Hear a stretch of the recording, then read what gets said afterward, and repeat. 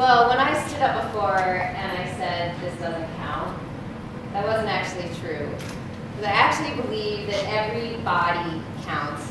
Every body that stands up for a cause or steps forward for a change, that body counts.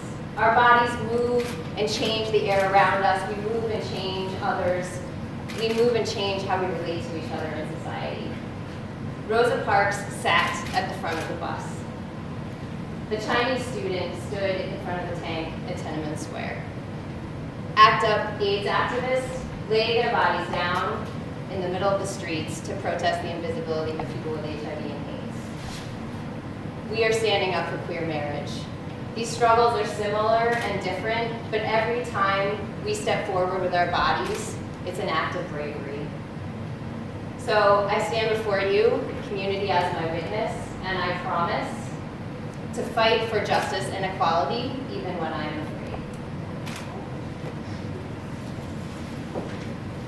I promise to make friends with my fear, because fear is the constant companion of change. I promise when it comes to gender to count much higher than 2. I promise to honor and support the relationships of others, even when they don't look like my own. And I promise to leave a more just world for future generations. Okay, so now is the part where you ask this, will you help us keep these vows? Will you help us keep these vows? Okay, now everybody out there, you all together say, yes, we will. Yes, we will. Okay, that's it. It's done. Wow. Wow. Yeah. Oh, okay, but no, you gotta do one more little thing to kind of seal the deal. You know, you got a ring, or you got a kiss, or something like that. Oh, okay.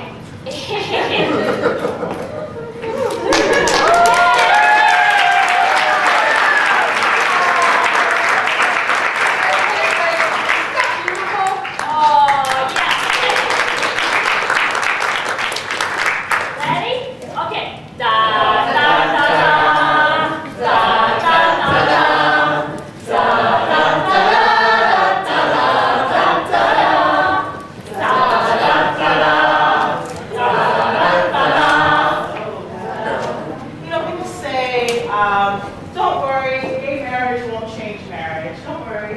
And they say that because they want to be strategic or they want to be pragmatic. I get it. But it's not very strategic at all. Gay marriage will change marriage. It'll change marriage the way that laws against spousal abuse and child neglect change marriage. It'll change marriage the way that no-fault divorce changed marriage. It'll change marriage the way that women owning their own property and owning their own credit change marriage.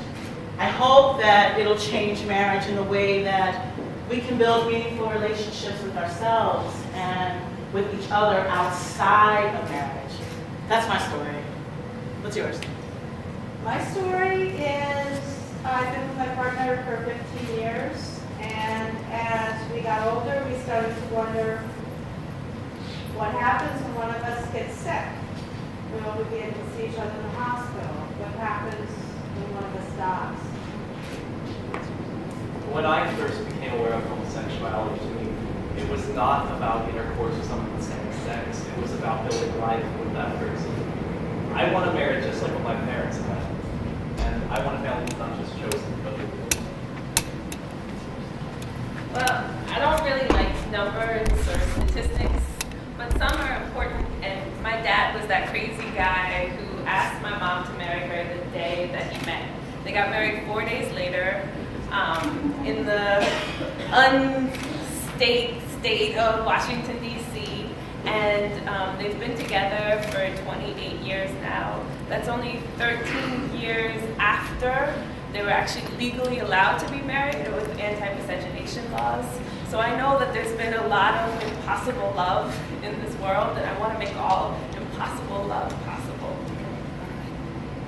My partner is Canadian, and when we crossed the border into the United States, We have to go in separate lines through customs, but when we cross the border back into Canada, we're allowed to go together as a family. That's how we're recognized. When I was growing up, I looked at both sets of my grandparents, and I wondered why they were staying together. It hurt to watch them hurting each other, and I hope that queer marriage teaches us all to more carefully, honestly choose the partners we really want to be with. I hope that marriage will destigmatize all expressions of love. I want my whole divorced family to come to my dream wedding. I believe in true queer love. Sometimes when I go to straight weddings, I feel a little jealous or confused because it seems like only one model. If I want to be with a woman or a man or something in between or both, I feel like that should be okay and recognized. My parents' marriage was the rock that my family was built around. And when my father died and I was 11 years old, that became incredibly important because there were things like inheritance and pensions and benefits that came to me and my mother because we were a legally recognized family. I think that it's really important that every family get to choose if they want to have that particular structure that marriage affords. Okay. I just want to say this. In my opinion, it is hubris to think that you have the right to legislate what a family should be. Love is a private matter, and people should mind their own business. And I hope that we remain outlaws, even after we're legal. So we got older and we started to think about what would happen when one of us got sick. Would we be able to see each other in the hospital? What would happen when one of us died? When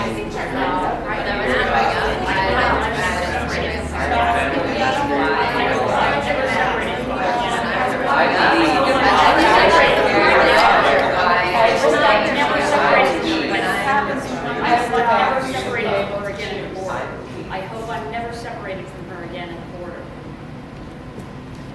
Okay, so what are you thinking? What are some of your stories? What are you hoping for, right? That's all right. What are you hoping for? I hope we can find a way to end the religious ignorance that would decide who can love who. Yeah, absolutely. How about here? What do you hope for?